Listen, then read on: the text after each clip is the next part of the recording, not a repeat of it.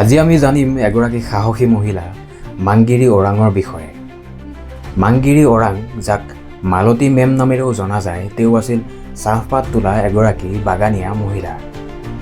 ভাৰতত ব্ৰিটিছ শাসনৰ সময়ত অসমৰ দৰং জিলাৰ এখন চাহ বাগানত তেওঁ কৰ্মৰত আছিল।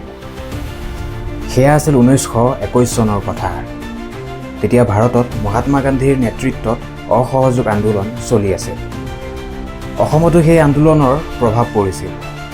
এই অসহযোগ আন্দোলনৰ মূল মন্ত্ৰ আছিল বিদেশী বস্তুসমূহ বৰ্জন কৰা। অসমত সেই সময়ত ব্ৰিটিছে সুৰা, ভাং আদি নিচাজাতীয় দ্ৰব্যসমূহ প্ৰচুৰ পৰিমাণে বিক্ৰী কৰা দেখিবলৈ পোৱা গৈছিল। মাংগিৰি ওৰাঙে এই নিচাজাতীয় দ্ৰব্যসমূহৰ বিৰুদ্ধে প্ৰতিবাদ আৰম্ভ কৰিছিল। এই নিচাজাতীয় বস্তুবোৰ অধিক পৰিমাণে সেৱন কৰি চাহ বাগানৰ কৰ্মচাৰীসকলৰ স্বাস্থ্য বেয়া হৈ গৈছিল, যাৰ বাবে মাংগিৰি ওৰাং ওৰফে মালতী মেমে অতি সক্ৰিয়ভাৱে বাগানীয়া লোকসকলক সেই নিচাজাতীয় বস্তুসমূহ বৰ্জন কৰিবলৈ বুজাইছিল। মালতী মেমৰ এই কাৰ্যত অসন্তুষ্ট হৈ ব্ৰিটিছ পুলিচ বাহিনীয়ে এদিন তেওঁক গুলীয়াই হত্যা কৰে, আৰু এনেদৰেই মাংগিৰি ওৰাং হৈ পৰিল ভাৰতৰ স্বাধীনতা আন্দোলনত শ্বহীদ হোৱা অসমৰ প্ৰথমগৰাকী মহিলা।